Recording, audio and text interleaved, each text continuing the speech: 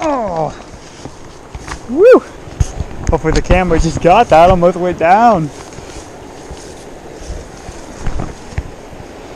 Haven't been hiking around on this river for a little bit. It feels good to be up here. It's super low and clear. I can see pretty much everything. Maybe I'll get the sight fish one. Last year I got the sight fish a couple up in this spot here.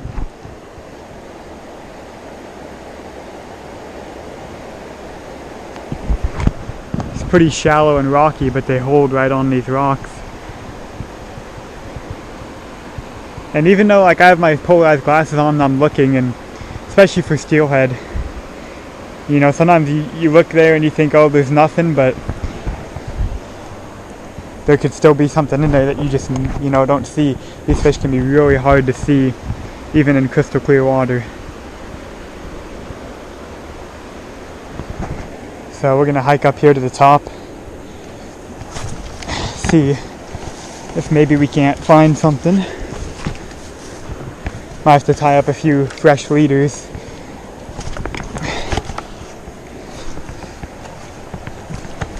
I've been so excited about springer fishing, I don't really have any steelhead stuff tied up, and this part of the river, you're more steelhead fishing than anything. But right in here it drops, it's shallower, it kind of drops off right in here. So we'll get some stuff tied up and see if we can't hook a fish. Alright, so I might as well do somewhat of a tutorial here as I'm tying up some leaders. I'm going to tie up a little bead, and so I got my bead box here. My beads, I range from many different sizes, all the way down from like 8 millimeters to these giant guys here that are 20 millimeters for salmon. I'm using 12-pound tactical fluorocarbon, especially in this low clear water. This tactical fluorocarbon, it's not as strong as the other stuff that I like to use sometimes, like the P-line, like salmon steelhead stuff is a little bit heavier, a little heavier duty, but this stuff here, the tactical, is kind of finessier and good for low clear water, you know, especially for like pressured steelhead or whatnot. So I'm going to find my hooks here, and I'm going to go with pretty small hooks. I'm going to run a small bead, a small hook, and just kind of go finesse here in this low clear water. Now this leader here is about 4.5 feet probably. You know, with a bead I like to run a big long leader and a couple split shot on it, run it under my float, and just let it dangle down there and drag along the bottom and see. So now I'm going to put on a bobber stop. These are little bead stops actually. Little bead stop. Slide that all the way down to the hook. Then I'm going to select a bead. Now today we got an overcast day. I'm looking here and seeing which bead kind of pops. And this orange one right here, kind of popping in this color. Also we got, you know, lower clear water, so this orange, it kind of pops a little bit on this cloudier day, but it also at the same time is a natural, you know, looks like a natural steelhead egg or a natural salmon egg or something that was up here. Keep that just, you know, about 2 inches above the hook. And I'm going to go back up to this end here. Make sure it's all clean, there's no frays or nicks in this line. And I'm going to tie that to my bobber weight. Alright, got that hooked up, so my bobber running down to that bead. And now I'm going to add a split shot onto that leader. Some people, you know, they don't like running a lot of split shot, but you know, with this we got a little bit of, it's low and clear, but there is a little bit of flow still. So I'm probably going to run about 2 split shots. There we go, got the bobber set up, a couple split shots, and a bead. There we go. That's a cast. So hopefully you guys can see what I'm saying by mending. You don't want this line to get all below the bobber and drag it. So I kind of pick it up with the rod and throw it up so it's up above the bobber. But there you go, just letting that bead just kind of drag through there. And up here, this is kind of higher in the river, so up here You know, we could see maybe some later winter steelhead up here. Maybe some early summer steelhead. I don't know if there's any springers that are up this far in the river yet, but there you go, just like that. And that was a cast. After I've taken a few casts with that bead, nothing here, I'm going to take a little bit of scent and put it on there, because these beads, I mean, straight out of the package, sometimes they have a little scent on them, but most of the time these beads have, you know, they just smell like plastic. And so I get some scent. This is some krill scent here. You can use any kind of shrimp scent or any kind of, you know, anus scent, whatever. And you don't need much of it. This is a brand new pack here, so there we go. Just kind of spread it on there a little bit like so. Try not to get it all over your hands. Otherwise you're going to stink all day, especially some scents. There's a few scents, like garlic is a bad one, that like if you get on stuff, it's like all over your gear. And so you better hope the fish like it, because, you know, if they don't like it and you get it all over everything, you kind of screwed yourself. So you kind of got to be careful with scents, you know, about not over scenting and not getting scent all over everything, just in case the fish don't want that scent, you know, that particular day or that particular fish that's in the area.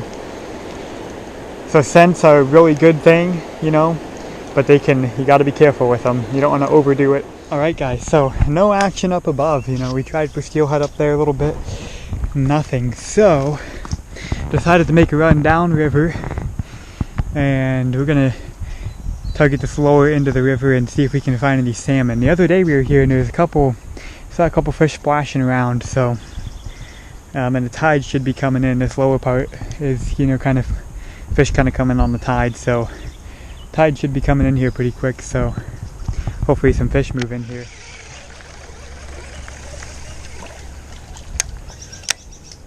Alright guys, so the setup on this rod is basically the same, just a little bit heavier for, you know, salmon. The steelhead could hit this as well if it wanted, but just a little bit heavier bobber, just so I can add more weight below, because, you know, you are fishing a little deeper usually, and so I can add eggs. Usually I run this as a 3/4 ounce bobber with a 1/2 ounce weight, so it sits kind of high with just a bead under it, but you can fish a nice glob of eggs under it, really nice. So I just have a little leader. This is shorter than I'd like. It's about a foot. I'd like about a 2 to 3 foot leader, really. This is a little short, but kind of same deal. A leader with a split shot in the middle of it. This is 15 pounds. Probably could go up to 20, but I was out of 20 when I tied this one. I just bought some 20 today, so I'll be retying leaders probably tonight. And it's just got a big bead on it. It's basically the same setup with just a bigger bead. For steelhead, I like sizes, you know, from like 8, 10 millimeter up to around 14 to 16 millimeter. For me is pretty good for steelhead. And then for salmon, I like these bigger sizes, the 20 millimeter beads. The 16 millimeter bead works pretty good for salmon sometimes too. But it's just a bigger bead for these bigger salmon, you know. So if you compare that, I don't know if you can really see how big that is, but that's a pretty giant bead right there compared to what I was using for steelhead earlier. So, oh my gosh, you won't believe it. So we threw in there and it had something, and we were trying to decide, is it a fish? What the heck was it? So we threw back in there, same spot, wham! Is it just a sucker though? Oh, yeah. Maybe? It's a sucker. Is it actually? Yeah. That thing hit so hard. It's a big sucker though. Did I get him in the tail? Yeah, that's why. Damn it, that's why he fought so hard, because he snagged him in the tail. Yeah. Creamed it, man. We got so excited right there. Dang suckerfish getting us all excited.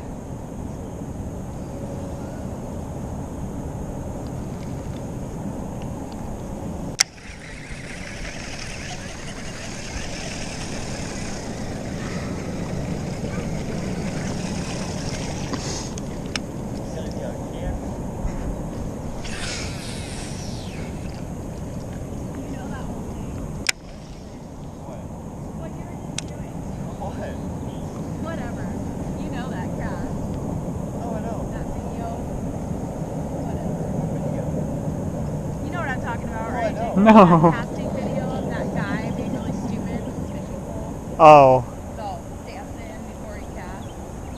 that's what you have to do. Gotta do the salmon dance.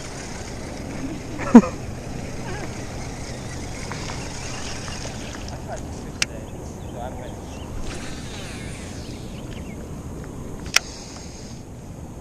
I don't care about numbers, I care about quality. But you know what? Sometimes you can't have quality.